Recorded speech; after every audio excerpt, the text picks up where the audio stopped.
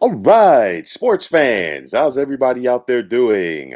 William Martin coming at you one more time here on YouTube with another edition of the 300 Pounds of Sports Knowledge Podcast. Now, I'm going to be talking about my key games for the upcoming weekend in the world of college football. I want to start off tomorrow night in the Pac 12 as you're going to have the Stanford Cardinal traveling to the desert to take on the 22nd ranked Sun Devils of Arizona State. As this right here could be a potential Pac 12 title game preview. We've seen how both USC and UCLA have stumbled in the Pac 12 South, while Stanford got the big upset win last Saturday over Oregon. And that could really give them the inside track to win the Pac 12 North. Now, speaking of that, Stanford definitely needs to build off of that upset of Oregon last week on the farm. And it's going to start with quarterback Tanner McKee so far this season, 11 TDs and no picks. But we're talking about building off of your upset. How about Arizona State going on the road last week and knocking off UCLA? Jaden Daniels is still one of the best dual threat quarterbacks in the Pac 12, and the Sun Devils love to run the football. So I expect a heavy dose of running back Rashad White in this game. 16 team sacks already defensively by Arizona, and that could pay dividends in this game. As I'm going to take Arizona State on the at home rather by the score of 38-27. Now, moving ahead to Saturday, a big one in Dallas, as always at the Cotton Bowl, as you're going to have the sixth ranked Sooners of Oklahoma taking on the 21st ranked Texas Longhorns. This is always a big game. I know the time is winding down for both of these college football blue bloods in the Big 12. But with that said, both of these teams still have what it takes to win the Big 12 this year. Quarterback Spencer Rattler for Oklahoma. He's been up and down, but the bottom line is he's done enough to help Oklahoma win some games. I expect running back Kennedy Brooks to have a big time impact in this game. And if the Sooners get that ground game going, it's going to open up things in the passing game for the likes of wide receiver Marvin Mims. 15 team sacks so far by this Oklahoma defense, but they really have to deal with this Texas ground attack with Bijan Robinson. As he goes, this Texas offense goes, and linebacker DeMarvion Overshawn could have a big afternoon for the Longhorns, but nonetheless, I'm going to take Oklahoma in this game by the score of 38-31. Now, in the SEC, you're going to have the 13th ranked Arkansas Razorbacks traveling to take on the 17th ranked Ole Miss Rebels. And you have two teams that need to get back on track after they each got harsh reality checks last week. Both of these teams went on the road and got the brakes beaten off of them. Arkansas against Georgia, and then Ole Miss versus Alabama. And with that said, not only are Georgia and Alabama the two best teams in the SEC, they arguably could be the two best teams in the nation. But nonetheless, both of these teams need to get back on track. For Arkansas, they have to do what they do best, and that's just feed off of KJ Jefferson, what he can do as a passer and what he can do as a runner to get this offense going. Linebacker Bumper Pool and this Arkansas defense, they have to, make it their business to go after Ole Miss quarterback Matt Corral, which is going to be easier said than done. But with that said, I'm going to take Arkansas in a tight one by the score of 31-30. Now, staying in the SEC, it's all about between the hedges, as you're going to have the second ranked Georgia Bulldogs traveling to take on the 18th ranked Auburn Tigers. And there's always intensity with this matchup. Georgia has a top ranked defense in the nation. We saw that defense on display last week when the Dogs shut out Arkansas. 18 team sacks so far this season, and they have the potential to make life tough for Auburn quarterback Bo Nix on Saturday. You think about the Dogs and you think about their rushing attack with Zamir White. So this front seven of Auburn is going to have to be on top of their game in order to stop him and slow down what Georgia likes to do. I talked about Bo Nix, but Auburn can run the football too with Tank Bigsby and Jarquez Hunter.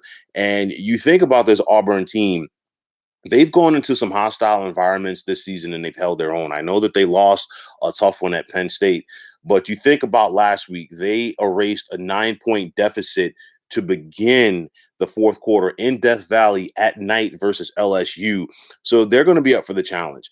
Defensively, 15 team sacks already for Auburn. They have the 21st ranked defense in the nation, and they are no slouches when it comes to slowing people down. So I think this is going to be a great game, but Georgia will have enough to pull away at the end as they're going to take the Dogs by the score of 30-20.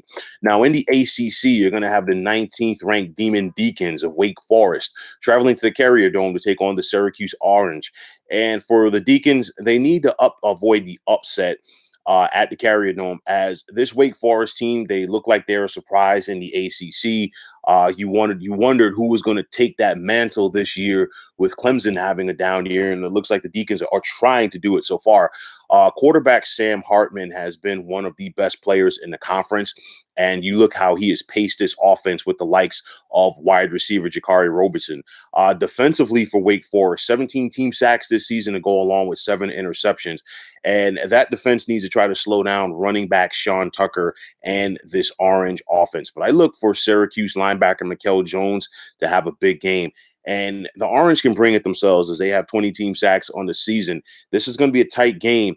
I'm not sure how much intensity the fans are going to have. I don't know if it's going to be a sellout or not, but I'm going to take Wake Forest on the road by the score of 30-28. And a big one that a lot of people are talking about as a fourth-ranked Penn State Nittany Lions traveling to Iowa City to take on the third-ranked Iowa Hawkeyes, as this has a potential to be a Big Ten title game preview. Iowa's road to the Big Ten championship game in Indianapolis is a little bit easier than it would be for Penn State, because Penn State still has to deal with Michigan State. They still have to deal with Ohio State and Michigan. But nonetheless, Sean Clifford, Penn State starting quarterback, has been battle tested.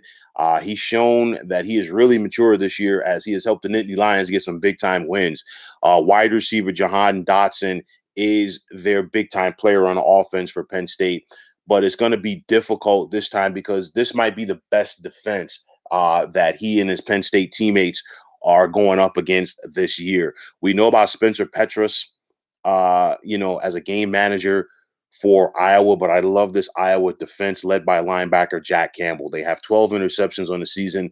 You look at this secondary, arguably the best secondary in the nation, and them and the crowd are going to make life tough for Penn State. This is going to be a good game. The first team to 20 will win, and I think it's going to be Iowa's. I'm going to take the Hawkeyes at home by the score of 23-17. Now, in Lincoln, you're going to have the 9th-ranked Michigan Wolverines traveling to take on the Nebraska Corn Huskers. And for Michigan and Jim Harbaugh, their head coach, they've been flying under the radar all year long. They came into this season unranked, but they've taken care of their business through the first 5 games of the season. And they've stuck to their formula. Very physical ground attack with Blake Corum at running back. The Wolverines have a very stingy defense, as they're ranked 14th in the nation, and they want to try to slow down quarterback Adrian Martinez and this Nebraska offense. I look at this game. This is a statement or a potential statement for both of these teams. Michigan wants to show that they're for real, and Nebraska, under head coach Scott Frost, they want to show that they're looking to make, or they are making, some strides in the Big Ten. I think this is going to be a very tight game, but I'm going to take the Wolverines on the road by the score of 27-20. Now, back in the SEC, you're going to have the LSU Tigers traveling to Lexington to take on the 16th ranked Wildcats of Kentucky. And for the Bayou Bengals, they really need to get back on track after things came apart last week against Auburn. I mean, LSU went to the fourth quarter with a 9-point lead at home during a night game. Usually when that happens, they know how to close the door on a team. They didn't do it last week versus Auburn. And it's going to be very tough because this Kentucky defense is ranked 11th in the nation, and they are no joke. LSU is not going to have Derek Stingley Jr. on defense. I know that he's been out the last couple of games, but now it's official that he's out indefinitely with the foot injury. Linebacker Damone Clark. Can he and his defensive unit rally to try to slow down this Kentucky offense? But I think the biggest thing, the telling thing, is what can LSU do on offense versus this Kentucky defense. Kentucky really got some confidence last week after their upset win off of Florida, and I don't think they slow down the momentum here. So I'm going to take Kentucky at home by the score of 27-24. And finally, in College Station, you're going to have the top-ranked team in the land, and I'm talking about the Alabama Crimson Tide, traveling to take on the Aggies of Texas A&M. And Alabama's going to look to keep rolling. They destroyed Ole Miss at home last week, and Bryce Young, their quarterback, as each game goes by, he gets more comfortable and comfortable. And A&M is reeling right now. A couple of weeks ago, people were looking at this one as a potential college football playoff preview matchup because A&M was a top-ranked team.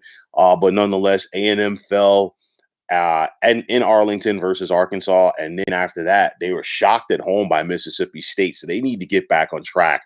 For A&M to do that, Isaiah Spiller has to have a big game carrying the football. And on top of that, this defense, which already has 15 team sacks, they need to step up.